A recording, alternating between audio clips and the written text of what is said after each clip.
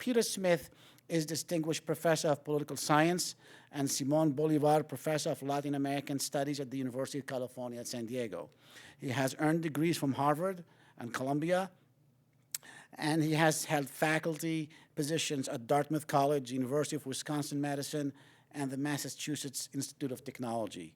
His most recent books include Democracy in Latin America, second edition, Talents of the Eagle, and Modern Latin America, all published by Oxford University Press.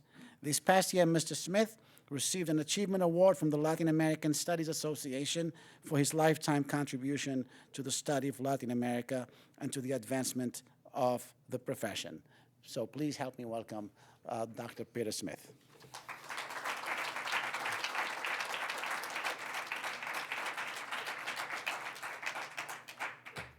Thank you very much, Anouar, for that very gracious introduction. Thanks to all of you for being here and sharing the time to exchange some ideas about what I believe is a very important topic. I am delighted to be at this remarkable University of New England and personally pleased to be back in the state of Maine. I used to spend summers in the state of Maine decades and decades ago. But I still have incredibly fond and nostalgic recollections of a time about which I did not know how privileged I was when I was here. So it's nice to be back, if only for a brief moment, but with this opportunity to, I wouldn't say give a lecture. I don't like the tone of giving a lecture. I'd like to open a conversation with you and try to begin to see if we can learn together about elements of U.S. relations with Latin America. For those of you who are new to the study of the region, it includes, depending on your count, up to 34 separate entities stretching from Mexico, of course, and the Caribbean all the way down to the tip of Argentina and Chile. It's a region of incredible variety, not only culturally and economically and politically, but in almost any other sense. I've spent my life trying to organize and understand the variety and the excitement of this particular region. Now, a question I'd like to ask you all. I know some of you have extensive experience in Latin America, and I'm very daunted to be speaking to a group of experts, but not everybody does. And the question is, why are we here? What do we hope to accomplish in the hour or so that we have? I mean, I know why I'm here. I'm here because when I graduated from college, I wanted to go to Europe but didn't have the funding. So the deal with my father was that I could take a bus anywhere I wanted to go from New York City. I first thought of Montreal so I could perfect my schoolboy French, but then I thought that's not much of a bus ride, so I'll take a bus to Mexico City. Longer bus ride, 85 hours. I knew no Spanish. I'd never read a thing about Mexico. I'd never been west of the western boundary of New York. I mean, talk about a cultural adventure and engagement with culture clash. I was astounded by so many ways in what I saw in Mexico and encountered, by the friendships, by the warmth, by the contradictions, by the difficulties, by the complexities. For example, I was raised in an Irish Catholic church. I emphasize Irish. When you go into an Irish Catholic mass, the men take off their hats, and it's very quiet and sort of sober, and people are very careful, and you sort of tiptoe around. Then I went to the Mass Cathedral in Mexico City, and there was noise all over the place. Kind of the babies were crying, and people were laughing, and men were chatting with their hats on, and for all I knew, couples were making love in the back of the room. I didn't know, but what I did know was a very different tone of celebration and recognition, and in some ways engagement with spirituality. So this embarked me on an attempt to try to learn about this region that I knew nothing about, and I'd have to say I've been engaged in that search to try to reduce my ignorance for the last half century or so. When you can begin to count parts of centuries, not even decades, then you really know you've made some progress along the chronological trail. So here are some key questions that I'd like to pose this evening. One, is the U.S. losing influence in Latin America? This is repetitive theme in major newspapers. Why and in what ways, to what extent? For those of us who want to think in an analytical way, how do we analyze increase or decline? In the first place, what time points do you use? You take now and compare it with some previous period. Well, it depends on what previous period you choose. If you take a period of very low power for the United States, then you're going to see an increase. If you take a period of very high power, you're going to see decrease. So that matters. Secondly, what's your criterion for power? What do you mean? And how are you going to be able to analyze it even when you observe it? But given those methodological and conceptual questions, what are the consequences? What for the United States? Is it so terrible to be losing influence over Latin America? For Latin America, is it so great for the United States to be losing influence, if in fact it is? And what might the future hold? This is the question for which you are going to hold the answer, and I'm going to listen to all of you. So therefore, let me first say this. These are reflections on a relationship between stronger and weaker partners. Most of the study of international relations, although political scientists in the audience will correct me, tend to be about relations between major powers, one strong power against another. This is a series of reflections on relationships between a major power and lesser powers, less major, all right? So we're looking at asymmetrical relations, and I think for some of us as US citizens, it's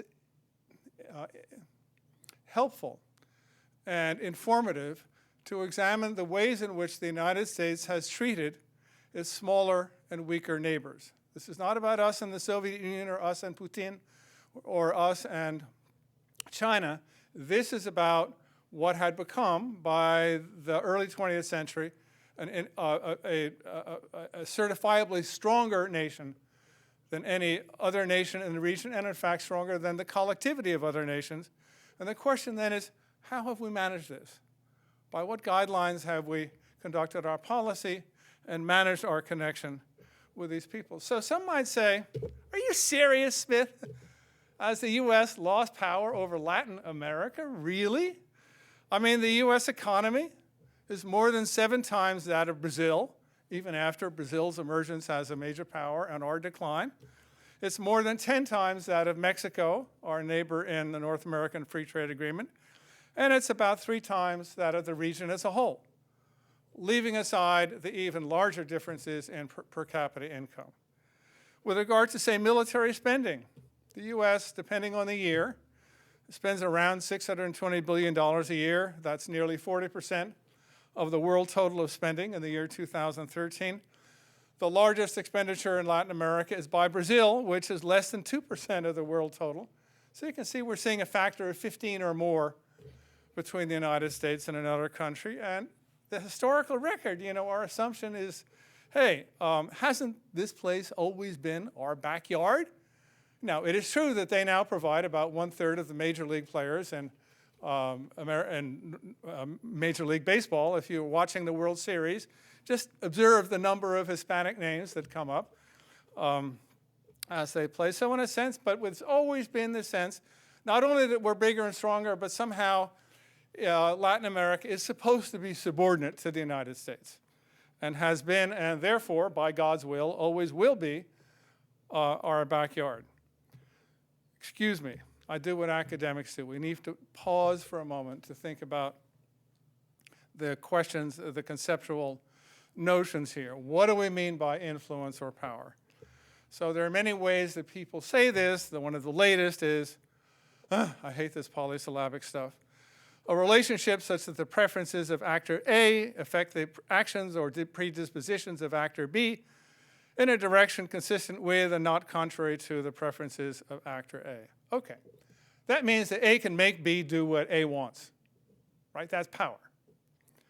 Now, I want to make a key distinction here between so-called hard power, where you can really coerce the other, where A can coerce B into doing what A wants, say through military threats or power or economic costs that might have to be paid. Essentially, hard power comes through the application of coercions or threats. More recently, analysts have focused on so-called soft power, which occurs through or accrues through an attraction or admiration between the two societies, not policy on the governments, but when, say, citizens in country B really like country A. They like not so much the government maybe, but the society.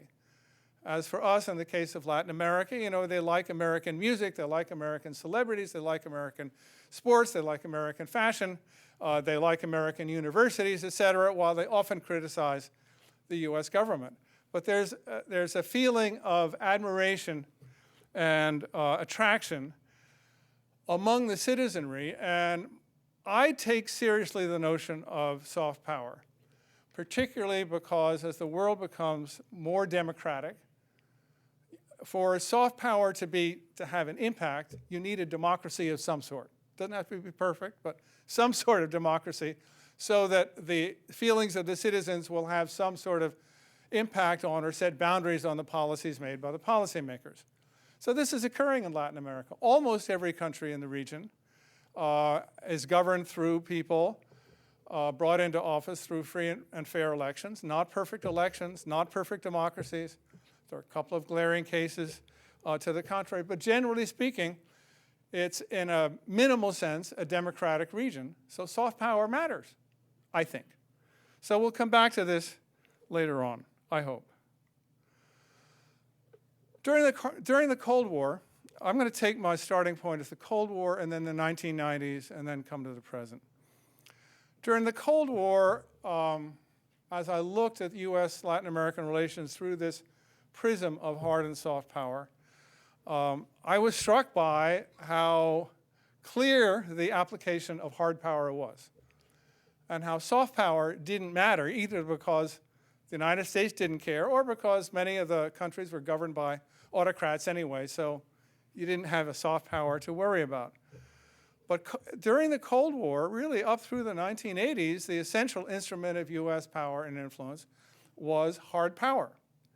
For example, after World War II, the US government obliged, under threat of various forms of coercion, Latin American countries to withdraw recognition of the Soviet Union. Early in the war, we had pushed them into recognizing the Soviet Union as an ally against Germany and Hitler. But then we said, no, break off all your relations with the Soviet Union and anybody else that we don't like. So it was sort of a reapplication of the Monroe Doctrine. There was a brief period of emphasis on the possibilities of economic aid, not only given out of generosity, but because economic aid was going to foster enough social development to generate enough impetus in favor of democratic politics that eventually, as a long-term consequence of that chain of reactions from the economic aid, these countries would all come to our side and not accept overtures from the communist side. We made a number of efforts and insisted on purging the body politic. Early after World War II, the statement of the State Department was, do whatever you want at home, but here's the boundary on foreign policy.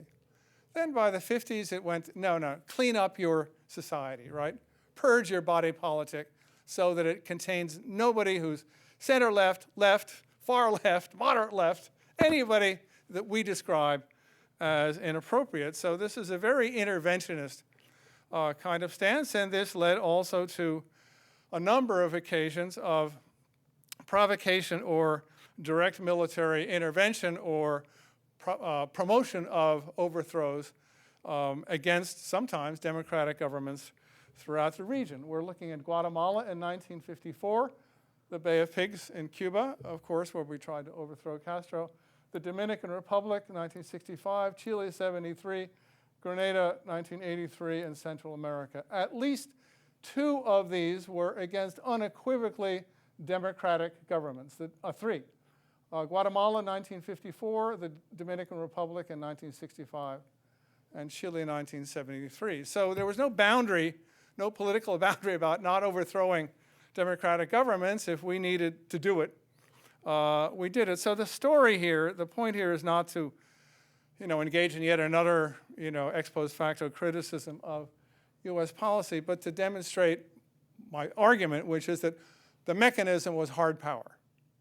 And soft power might or might not accrue, but not very often in that kind of context. Okay, so in my judgment, the zenith of US influence, which combined a very strong near monopoly of hard power with a considerable degree of soft power, at least in Latin America, and I believe throughout significant parts of the world, were the 1990s. Cold War was over. The Soviet Union collapsed. The Cold War had ended. We declared ourselves the victors. A lot of people said, hey, we didn't like them, but they won. So, yeah, of course they're going to be the dominant power. Francis Fukuyama was writing about the end of history, which has not ended, by the way. I don't think we would agree with that. There was a clear instance of US military primacy, which yielded the so-called unipolar moment, and also revelations that the CIA had systematically exaggerated the size of the Soviet arsenal in order to, for local bureaucratic reasons. In fact, in a perverse way, I'll just make this comment. The Soviet military and the US military were partners in a sense, that they each said the other was getting ahead, so therefore they needed a budget to get still more missiles. So they sort of ratcheted up these missiles for the purpose of not using them, but of course each military benefited from the alleged threat of the other. So a strange kind of perverse bedfellows here. One of the other factors was the withdrawal from the Western Hemisphere and from Latin America of extra-hemispheric actors. The Soviet Union basically withdrew from Cuba. During the 19th and early 20th century, Europe had been a very central player in Latin America. In the 1970s, 80s, and 90s, we thought Japan was going to be a threat because it was establishing contacts and had large Japanese origin communities in Brazil and Peru and elsewhere. And in fact, a Japanese origin person was elected president of Peru, et cetera.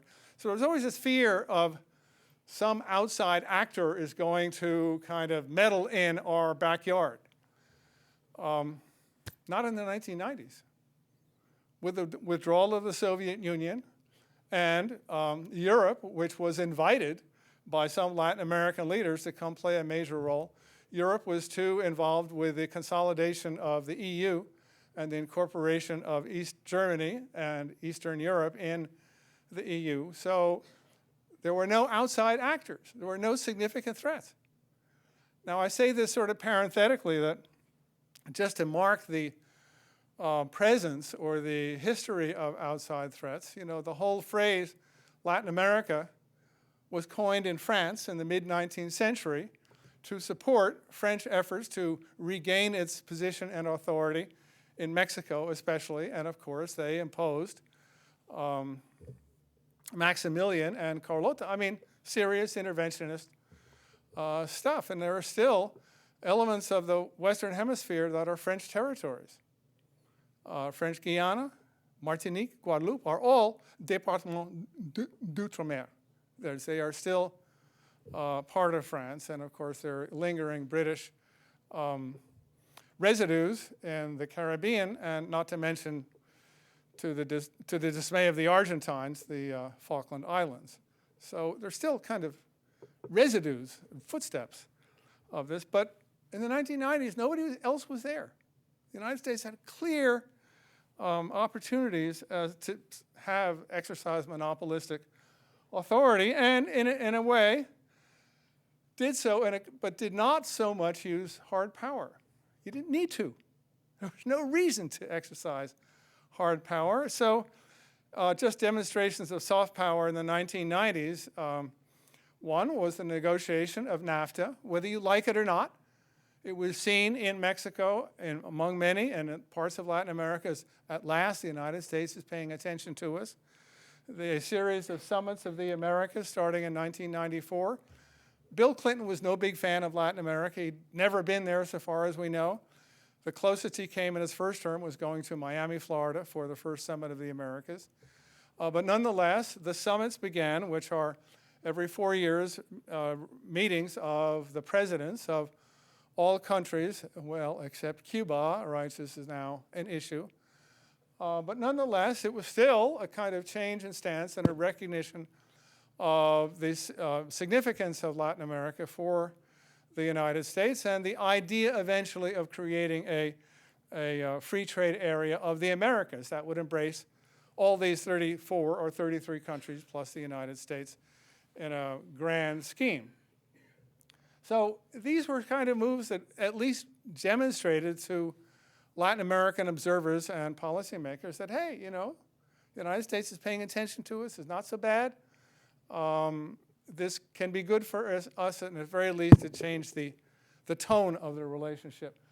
One of the things that occurred to me recently as I was putting together the notes for this appearance, that we did engage in two, I'll call them post-Cold War invasions, even though the one in Panama was just a little bit before the end.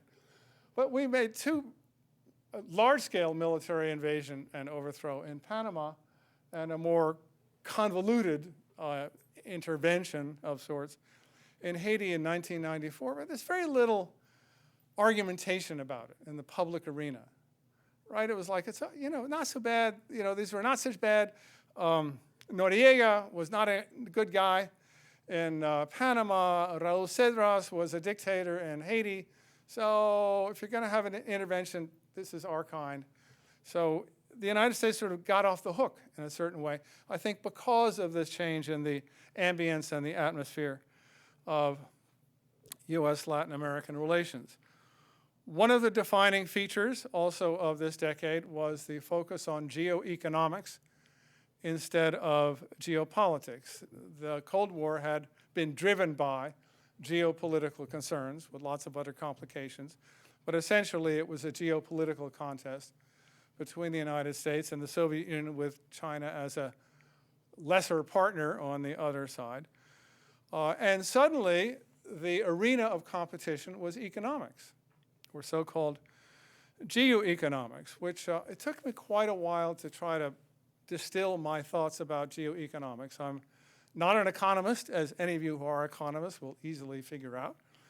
One morning, I teach in Spain every year, and one morning I was battling jet lag, and about 4 o'clock in the morning, I woke up and I said, oh, I've got this insight about geoeconomics. And I thought about it, and yes, and I wrote them down, and I thought, gee, I better write them down before I go back to sleep, because, but this is sort of the result of this Eureka series of reflections. One is that it's a presumably peaceful competition. It doesn't involve armies.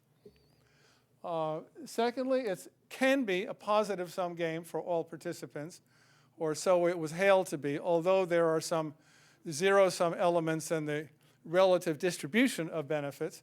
But the idea is that if the global economy is growing fast, even if your percentage share declines a little bit, your overall take might be more because the global economy is so much larger. So it's not seen always as a zero or negative sum game, that the goal is to increase or guarantee your share of global economic benefits. And I think this is important, without destroying or even defeating your rival. Right? You don't want to destroy them because you need them in the next iteration.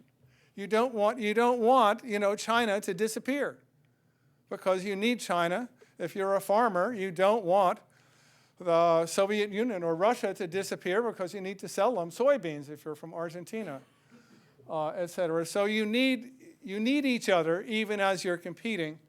The game has repeated iterations and is based in part on a maintenance of global stability, which is why the crash of 2008-9 caused such enormous distress. And one tactic that's common is the formation of so-called open regional blocks. That is, formation of a regional bloc to benefit the 3 or 4 members, but to say, oh, we're not really sort of fighting against the rest of you. It's an open bloc, and we have open relations, and besides, we're always open to new members if anybody wants to join. So there's sort of effort to sort of take advantage of regional blocs while you're denying that is what you're doing. I'll skip this quickly. The competitive, what do you compete over? Consumer markets, natural resources, water, for example, technology, financial markets. what are the roles of the state? The conventional wisdom of the 1990s was to get the state out of economics, according to the so-called Washington Consensus.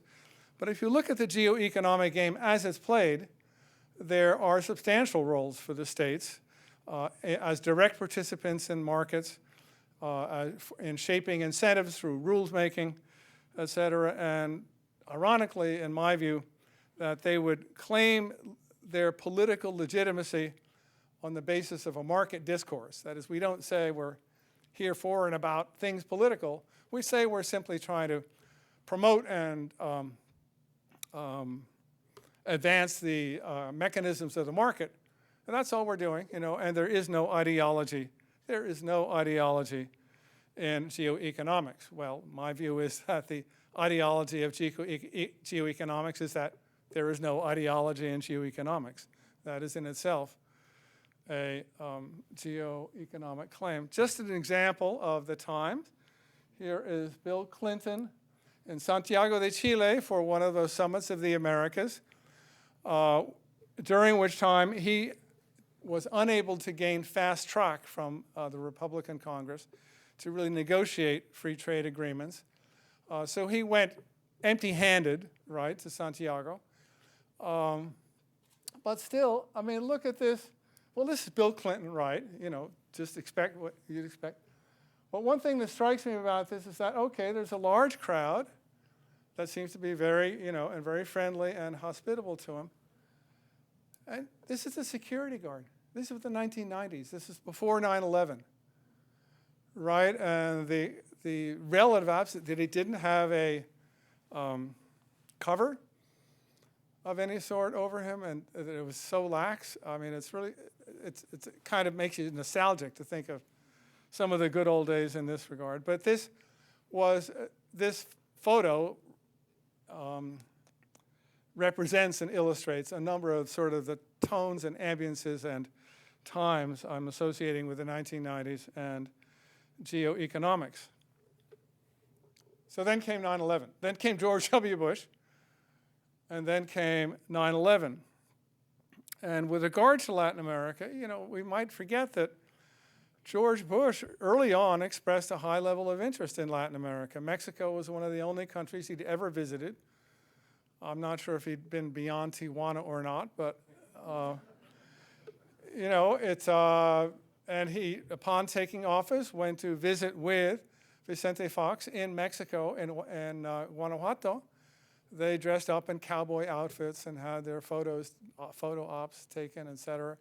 So this was, the beginning of George W. Bush's foreign policy was being a close buddy of Vicente Fox and supporting Mexico and supporting the demand by Mexico for immigration reform, which was pressed very hard by Vicente Fox's flamante Chancellor of Foreign Relations, Jorge Castañeda, who really made somehow obtaining immigration reform in the United States the central purpose of his time in government. I asked him at a lunch in Los Angeles what the three most pressing issues were for him and the foreign ministry.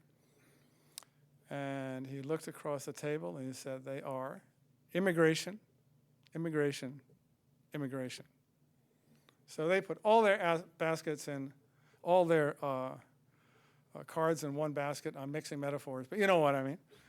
And they really thought they were going to get substantial immigration reform. There was a famous meeting in the Rose Garden around September 7th or 8th when Castañeda and Fox announced that they expected a major immigration reform before the end of calendar year 2001.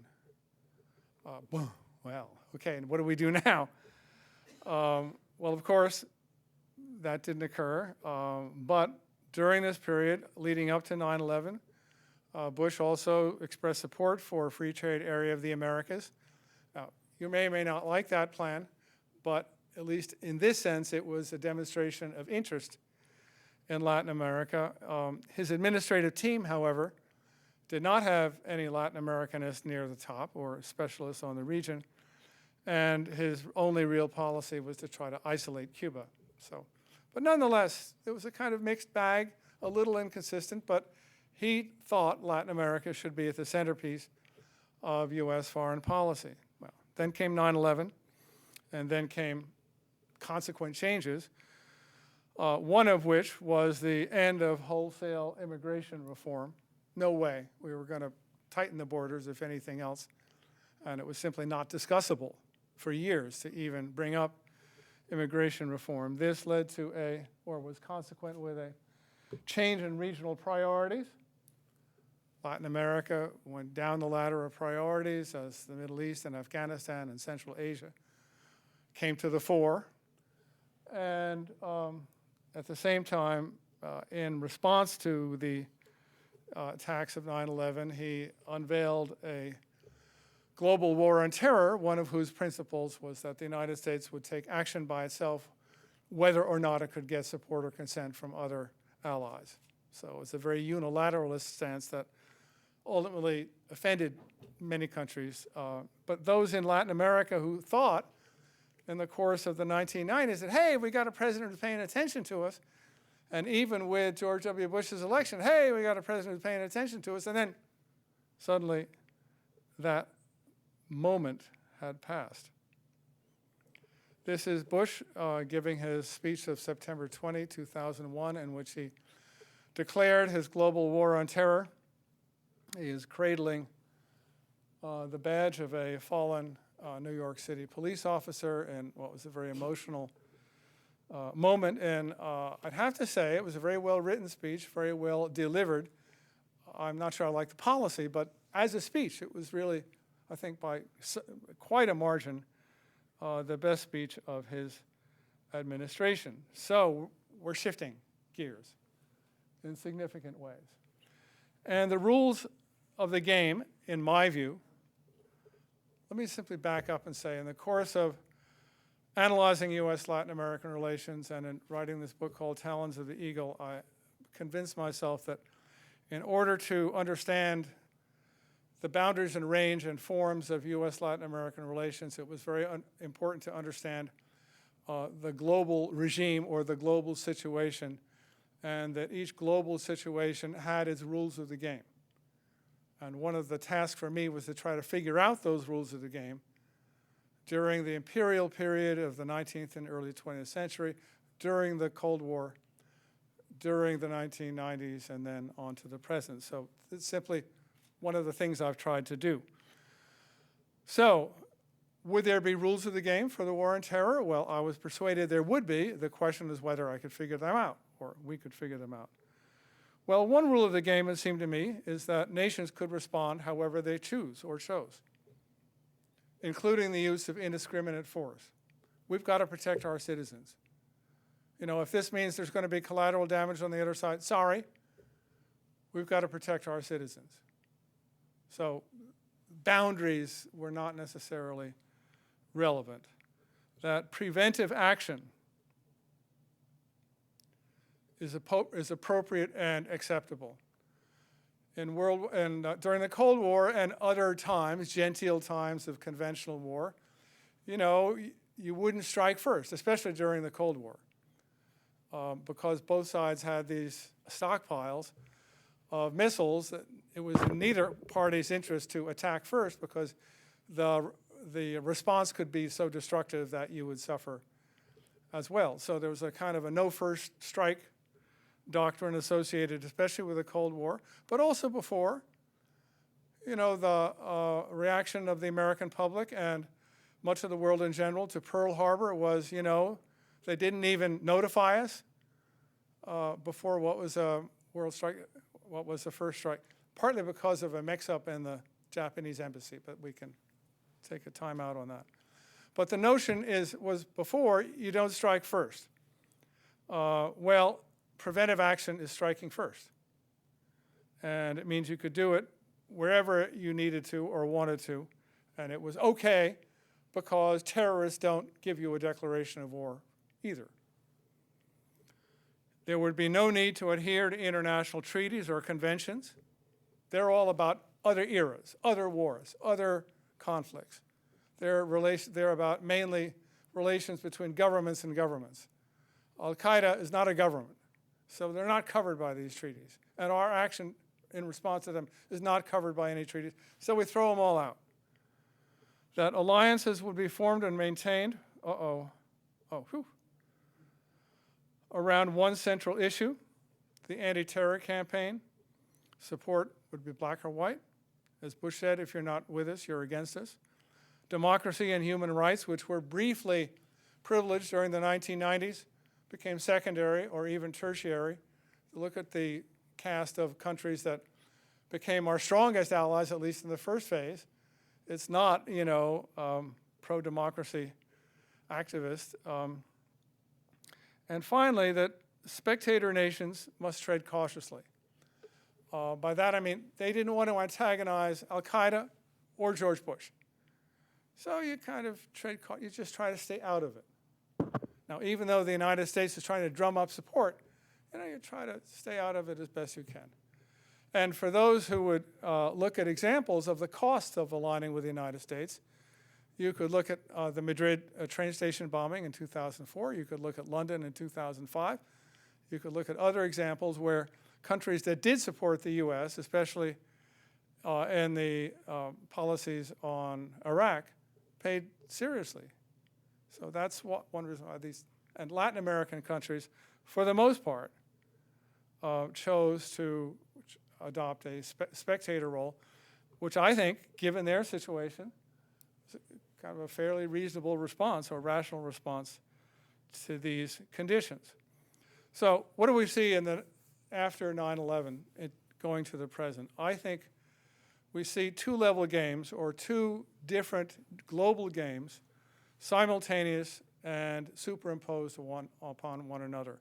The geoeconomic game, which I've described a little bit before, that came to the fore during the 1990s, and a new geopolitical game based on the war on terror after September 2001, and that these two games coexist.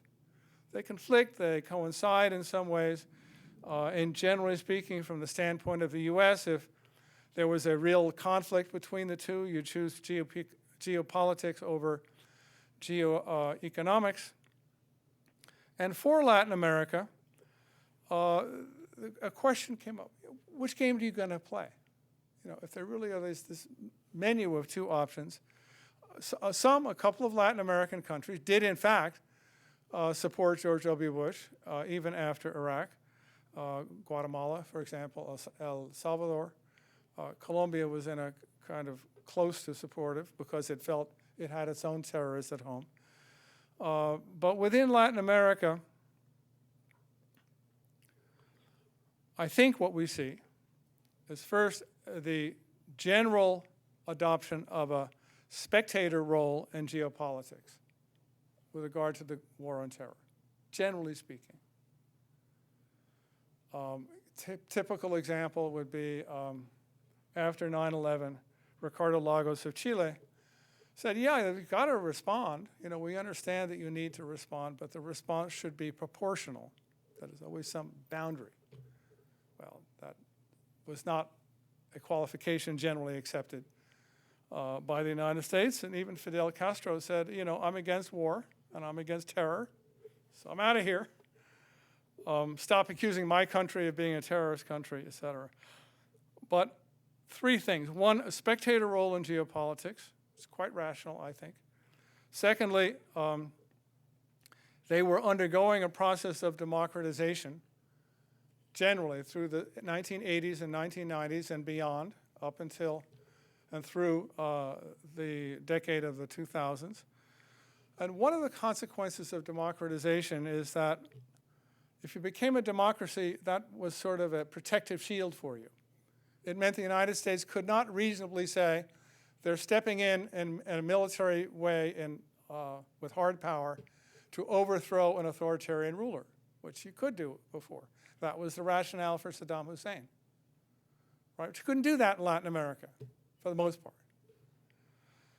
And finally, they adopted active participation in the geoeconomic game. So we're not going to play, the way we're going to play the geopolitical game is to get out, stand aside. but we are going to be very active in the geoeconomic game in a variety of ways. This coincided with changing views of the United States, and by the United States I mean not only the United States policy, but also for some growing contempt and resentment of U.S. society. There was, for example, substantial concern about the prison abuser scandals in Abu Ghraib, the massacre in Haditha, collateral damage in general, and the loss of life in Iraq, which Ricardo Lagos would have said is more than proportional. Some even, there's solidarity with innocent civilians during the war on terror, especially Iraq and Afghanistan at the time, and even in some places hidden admiration for Osama bin Laden. You know, he really pulled it off. He's as clever as Fidel Castro. And he sort of gave Uncle Sam really a punch on the nose. Thirdly, a rejection not only of U.S. foreign policy, which is traditional, but also of American society. You saw sometimes boycotts of the Banana Republic and capital cities in Latin America, attacks on McDonald's in some places, and generally speaking, a feeling that I got, well, it would say, look, we understand that George W. Bush stole the election of 2000, you know, with the assistance of the Supreme Court. We understand it. We recognize that. We're from Latin America, right? We're not surprised by that. But then you elected him a second time, right? That was really the problem. After all this, you go ahead and elect him another time. And this combined with resentment of the unilateralism of the Bush administration and deep distrust of what George W. Bush declared to be a Democratic crusade in his second inaugural. So views of the United States were shifting markedly. And this led to political developments of significance. One was the appearance of the New Left, by which I mean governments of left of center brought to power by free and fair elections, which then sought to impose, I would say, radical reforms, not revolutions, beginning in Venezuela in 1998 and extending through quite a significant swath of countries, about half the countries of the region. With that, the resuscitation of Cuba, Hugo Chavez of Venezuela made it a project to resuscitate Cuba, which was on life control, and a series of regional developments without the United States, regional organizations, going back to the Rio Group in 1986, and a series of, you can see, a whole bunch of things that are explicitly designed. One of the things is not to have the United States in, because if you let the U.S. in, they're going to control it, or they're going to oppose it. And one of the most recent and interesting is CELAC, the Community of Latin American and Caribbean States, which continues this day, and it simply represents, again, okay, we're going to do things differently. We're going to not be pushed around by the United States in this kind of arena. Now, the high priest of the New Left was Hugo Chavez of Venezuela, who died in March 2013, but who won office in 1998 and had himself repeated in office. So it is clear to me that at least some of his political practices at home had authoritarian tints, but he also at the international and hemispheric level led the move to unite, in some ways, countries of the third world and especially of Latin America in common solidarity against the United States. The maximum expression of this came at a speech of his in the United Nations in September 2006, at which time Venezuela was a candidate for a temporary membership on the UN Security Council.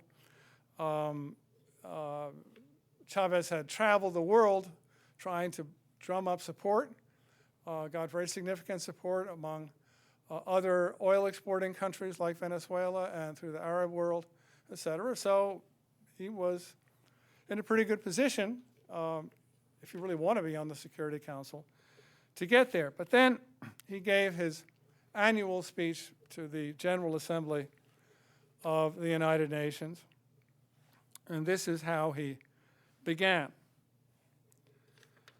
The hegemonic pretensions of the American empire are placing at risk the very survival of the human species. We continue to warn you about this danger, and we appeal to the people of the United States and the world to halt this threat, which is like a sword hanging over our heads. The devil is right at home. The devil himself, is right in the house. And the devil came here yesterday. Yesterday, the devil came here, right here. And he crossed himself. And it smells of sulfur still today. Yesterday, ladies and gentlemen, from this rostrum, the President of the United States, the gentleman to whom I refer as the devil, came here talking as if he owned the world, truly, as the owner of the world. I think we could call a psychiatrist to analyze yesterday's statement made by the President of the United States.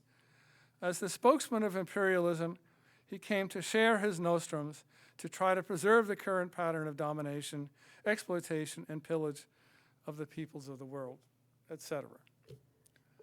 That was very undiplomatic in that quarter. And it shows, people say it has to do with Chavez's personality, and I've often wondered if he sort of planned that in advance or it just came out.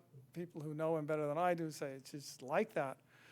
But nonetheless, he got away with it. I mean, Venezuela did not get the seat on the UN Security Council, but this does show that the new left was willing to push the envelope, at least in rhetorical and other senses, in order to gain political space in the period after 9/11. So here we have harder indications of declines in U.S. soft power.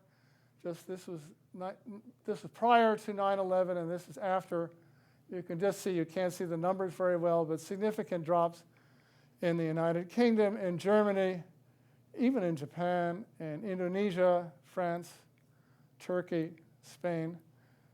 Different responses in 3 countries which had other reasons for supporting the United States, but basically, I would say, an observable decline in the soft power of the United States in the period, the decade after 9/11. So what was going on outside the hemisphere? If the global arena is important, well, Europe was not in a position to exercise much influence within the Western Hemisphere. It itself was divided over policies toward Iraq. It was deeply concerned about its own future, as it remains concerned today.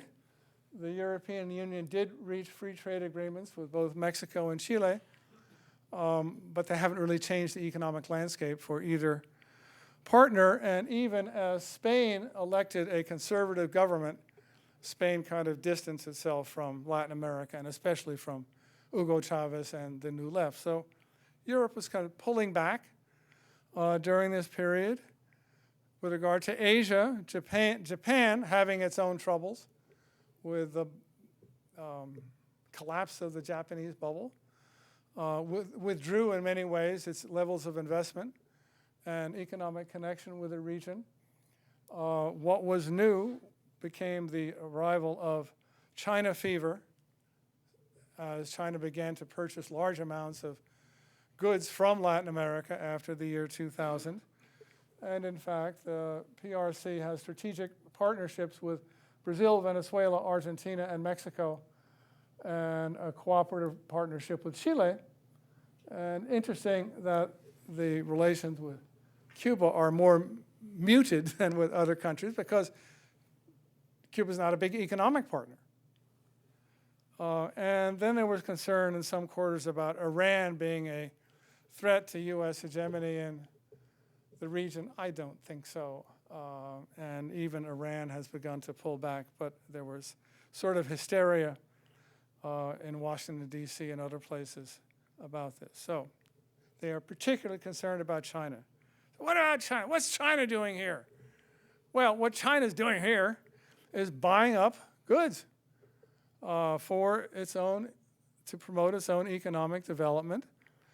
Typically, this means soybeans from Argentina and Brazil, iron ore from Brazil, copper from Chile. These are goods that China has wanted, maybe in a slightly lesser degree now. But the principal goal here for China was geoeconomic, right? It wasn't geopolitical. Now, geopolitical intentions have been very modest, some rhetorical support and some lending to countries under the New Left, but not a lot. I would say this, that a potential hot button issue, when I was in China, I chatted with a friend who's an advisor to the Chinese government, and you know, he was asked why the United States was so upset or apprehensive about China, and I said, well, they shouldn't be. It's mostly about geoeconomics.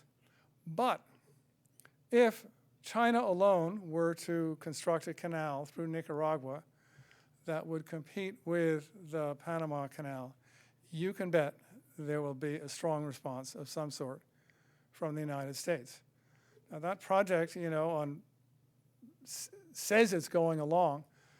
I spoke to my friend and said, look, if you want to remove the tension over this, invite US investors in the project. But if it's going to be China alone, look, it's not only in Central America, it's not only in Nicaragua. Nicaragua is a country where we had US Marines stationed from 1916 to 1933, right? Talk about our backyard. This is our Nicaragua, right? And you're going to build a canal to rival our canal in Panama, a country which we created as a result of a provincial rebellion against the government of Colombia. You're nuts. So if I were to say one issue to watch in the coming years, it would be the evolution of that issue. Other than that, you know, I'd say the Chinese presence is benignly economic and has some geopolitical expression, but in a very mild way. So economic dimensions just show you here that I won't. Okay. Exports to China by the year 2008. Argentina, Brazil, Chile were exporting a high share of their exports to China, and so was Cuba. You know, small exports, but a large share. And that, if we look also during roughly the same period, U.S. shares of trade by country, imports and exports, were generally speaking declining over this decade. Right, of Argentine imports from Latin America, from the United States, went from nearly 20% to 14%. In the case of Brazil, 23% to 15%. Chile stayed about the same. Mexico dropped, actually, even though NAFTA was in effect. And Venezuela, not too surprisingly, dropped 10 points as well. So this meant our kind of economic leverage, if you were going to use it, was declining. And the same pattern held true with regard to exports, because I'll just leave it there. You can see the point that there's a decline, a systematic overall decline in the relative presence of the U.S. economy in the economies of Latin America. What about Barack Obama? Well, of course, he did not abandon the war on terror. He reframed it so that Afghanistan became more important than Iraq. He renamed the enemy as Al-Qaeda, not the Taliban. In my view, he applied the same basic rules of the game of the war on terror, somewhat more subtly. But now there's the new concern with ISIS or Islamic State, and that's, you can't say he inherited George W. Bush's war. This is Barack Obama's war. And it really takes on a different, you know, kind of, before then we'd been able to say, well, you know, this is the legacy of Bush and he's got to deal with it. This is something else. Now, I'm not saying one would expect him to do nothing, but this is on his watch, and it's his to manage. With regard to Latin America, many of us feel substantial disappointment in the Obama administration. The changes have come in rhetoric and rather than substance. Initial hopes were high for many of us. He's a smart guy. He's going to do smart things. This is going to involve Latin America. Well, he didn't do them. Maybe he's not a smart guy, or maybe I'm not a smart guy. But on immigration reform, well, you know where that is. Drugs and drug trafficking, essentially, you see two trends. One trend is for some Latin American countries to move toward legalization or decriminalization of marijuana. Uruguay has gone all the way to legalize production as well as consumption.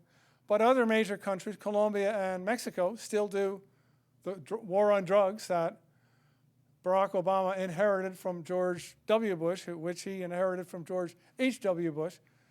And that policy largely continues. One of the most damaging events for the Obama administration in the region was WikiLeaks, which led to, in various forms, the removal of the U.S. ambassador to Mexico, who had, it was shown through WikiLeaks, sharply criticized the Mexican security forces for not really being effective enough in their war against drug traffickers.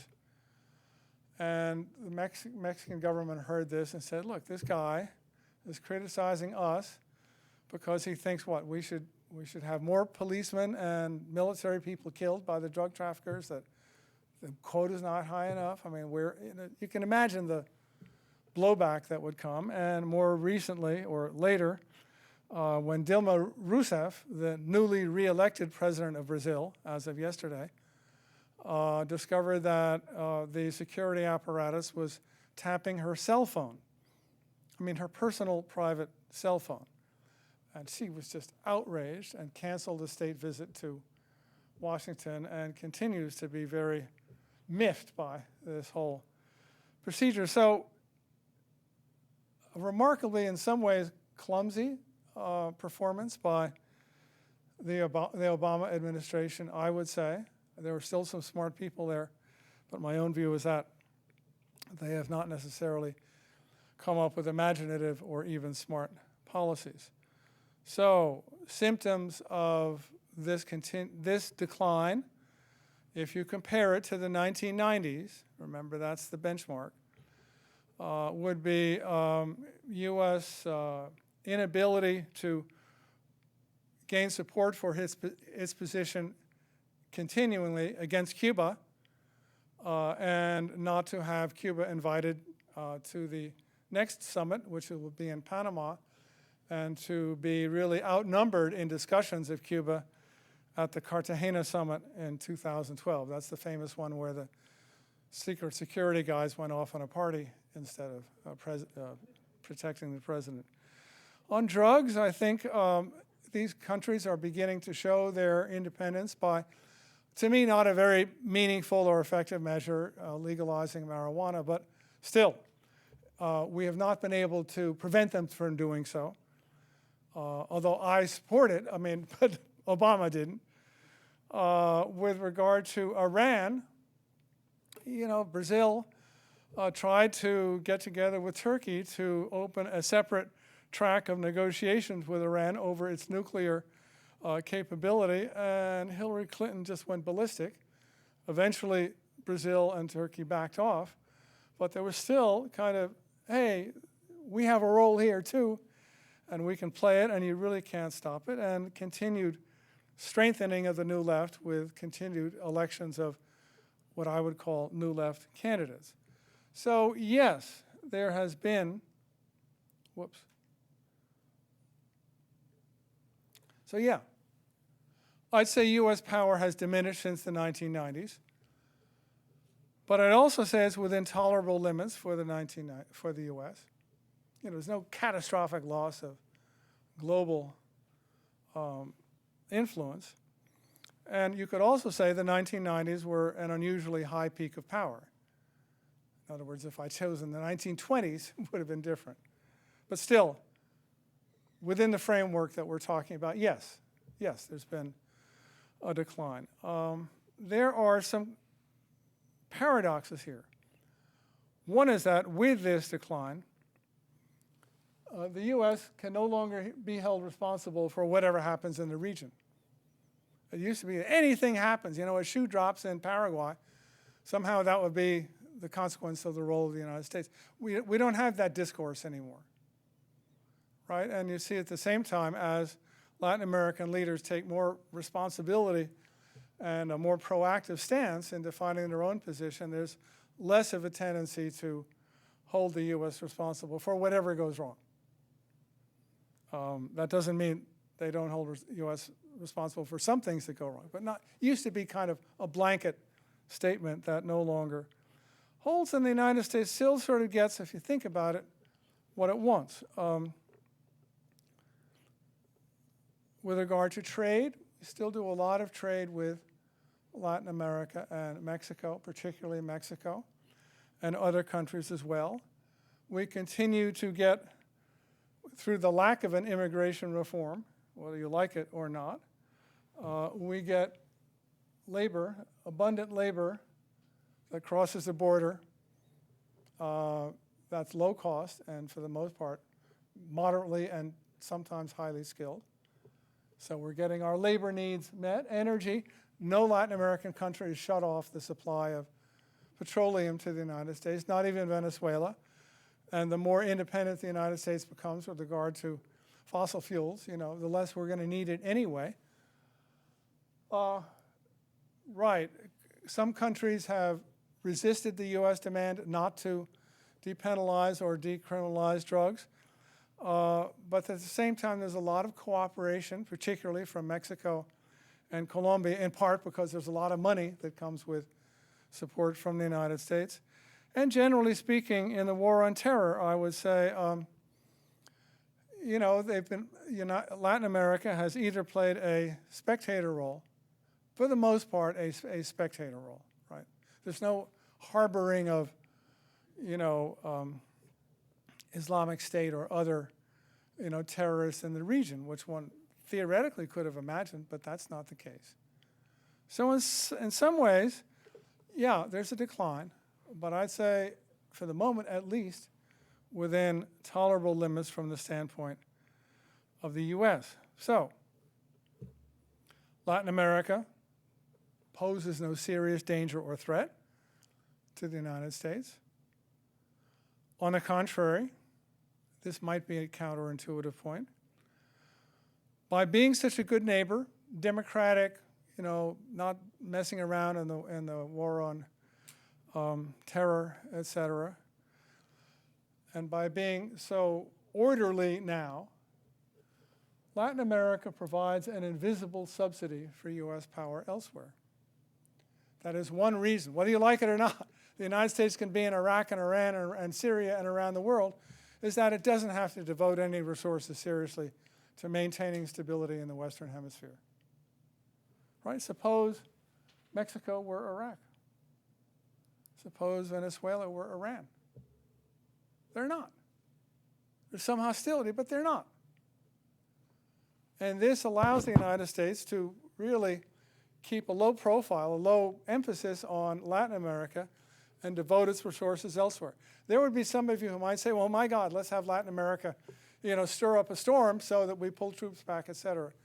But the point is I want to make is that there's a relationship between the U.S.-Latin America connection and the projection of U.S. power around the world. And the result of all of this is neglect. You might think that given all of these things that the United States would just go to great lengths to say what great neighbors and partners Latin American countries are, et cetera. What we see in the newspaper, I don't know about the Portland newspapers, but not much newspaper coverage of Latin America. I don't know how many people followed the Brazilian election yesterday, which is one of the most significant in the Western Hemisphere in quite some time, et cetera, et cetera. But in any event, if I were Latin America, I'd say, geez, I do all these good things for you and you pay me no attention. That's not a formula, I think, for lasting affection. So, yes, there is decline. I see it as a function of changes in the global arena, and particularly in the U.S. preoccupation with other parts of the world, or simply disinterest in Latin America. One might ask, what if there were no global war on terror? What if there were a more measured response in the war on terror? I wanted to direct this question to students. Is it reasonable to believe that one country with less than 5% of the world population will continue to dominate the world as a whole throughout your lifetime? Is it reasonable? Is that expectation reasonable? Because a reduction of inequality can also lead to more cooperation with, indeed, a growing emphasis on soft power. So let me look ahead for just a minute. In the Cold War, we've seen, in my estimation, a very conspicuous application of hard power with low levels of soft power. In the post-Cold War, at least with regard to Latin America and the hemisphere, we've seen a de-emphasis on hard power within the hemisphere and fluctuating degrees of soft power. And my prediction for the future is the following about at least the Western Hemisphere. That hard power won't be very useful. If you don't have a reason to invade somebody, you can't use these weapons. You know, they've declared themselves to be a non-nuclear territory. So what can you do with hard power in Latin America if you wanted to do something? And we are seeing, indeed, in the war against Islamic State and other places, that hard power does not always get what you want. So it seems to me that even with, you know, if we continue to have democratically elected governments rather than authoritarian leaders, the rationale for forceful overthrows disappears. And the applicability of hard power becomes less and less. At the same time, I think soft power is going to become more and more crucial. If you can't use hard power, soft power is what you got to use. And I think as the world becomes more complex, as hard power becomes less useful, and as the voices of citizens are heard more increasingly with increasing emphasis and power around the globe, and particularly also within Latin America, that soft power, notwithstanding its controversial status among professional political scientists, I think soft power, the accrual and application and cultivation of soft power for both sides will be increasingly useful. So that's my prediction. And I'll come back here to the University of New England sometime in the future to see if I can defend it. Thank you very much.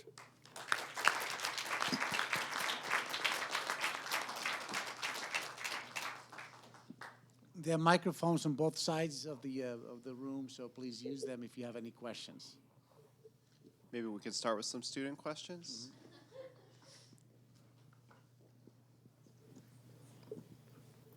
Just a quick question about your figure relating to soft power and the changes in numbers. Okay. Just wondering how you measure, how do you quantitatively measure soft power, and how do you get those numbers? Part of the response is public opinion surveys. I've seen a study that attempts to quantify efforts to accumulate soft power by whether a country has language programs around the world, whether it's really trying to cultivate soft power. Where students go, for example, it's a really good indicator. Where do students go for graduate school after they get their BA degree? Do they go to Europe, or they go to the United States or Japan or China or elsewhere? Do we have a good indicator of soft power? No. So that's one reason why some of my colleagues just wish to throw the whole concept out. My own view would be, look, if the problem is we can't figure out a way to measure it, that doesn't mean the concept is useless. It means we can't figure out a way to measure it. But thank you for the question. There are sort of, backwards indicators. The most common are public opinion surveys, which have their own limitations. So we read part of your book, Talons of the Eagle, and our question was if you had the power to help any of Latin America's struggles, what problem would you tackle first?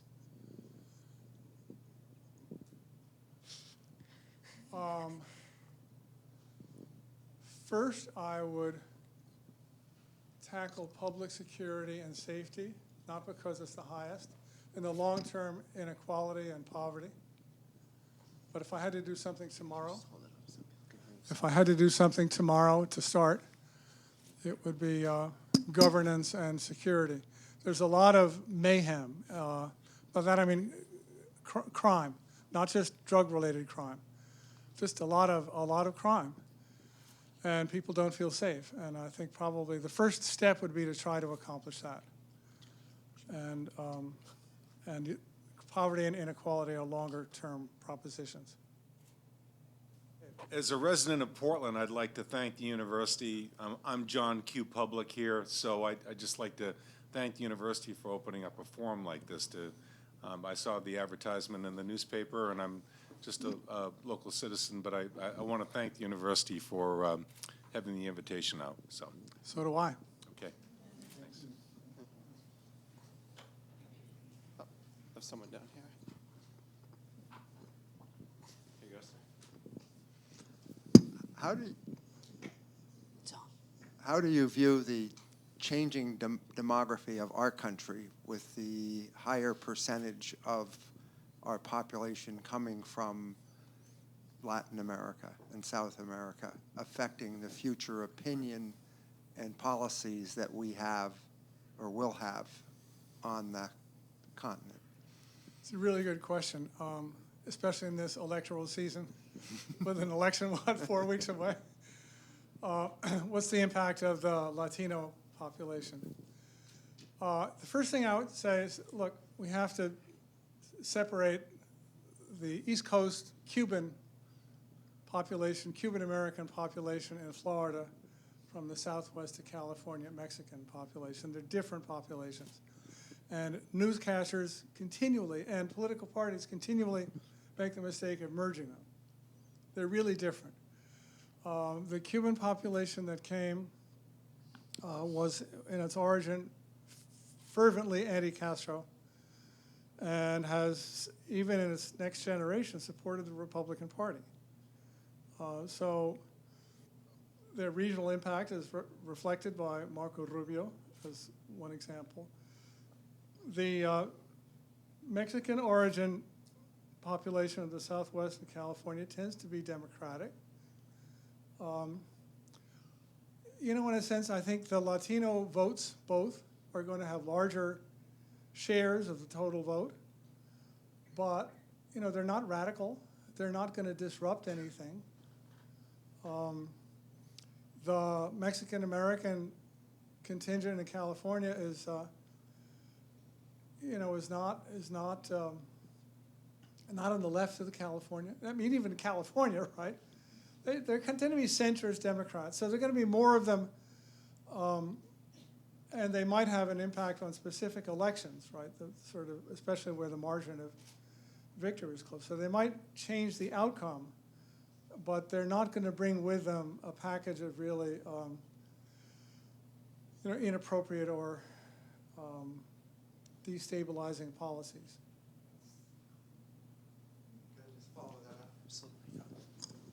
It's a little different than what I was trying to get at, is now I guess we kind of ignore as a basically policy that we have.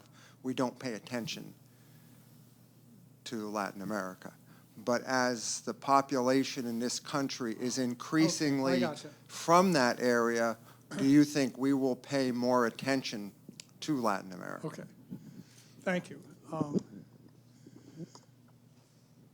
I think the issue on which that dynamic is likely to occur is the immigration reform, because Mexican Americans all have lots of relatives in Mexico, and they would like to see a freer flow. There is, in some ways, a fairly free flow. It's just not legal, but that's a different point. But I think that's the one issue. I think on other issues, more broadly, as generational change occurs, I don't like the metaphor of the melting pot, but they become, less distinctive.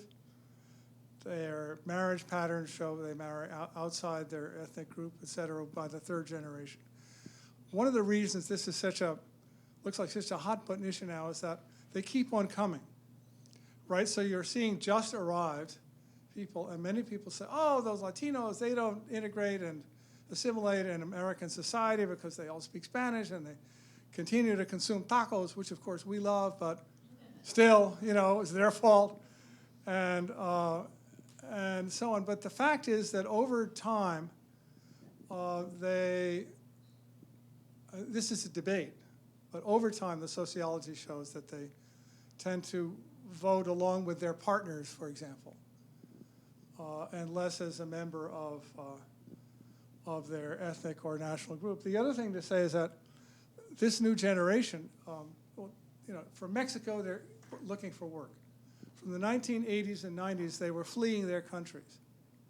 So many of them didn't want to see help for their countries. They'd had to flee. They were fleeing terrible governments.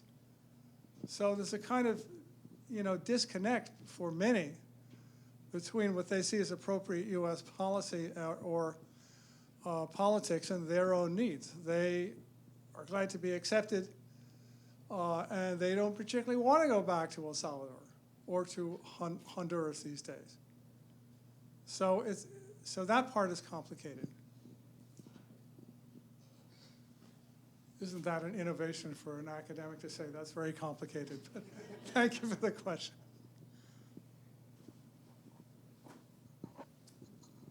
Unless there's a pressing question, looks like we're done. Thank you so much.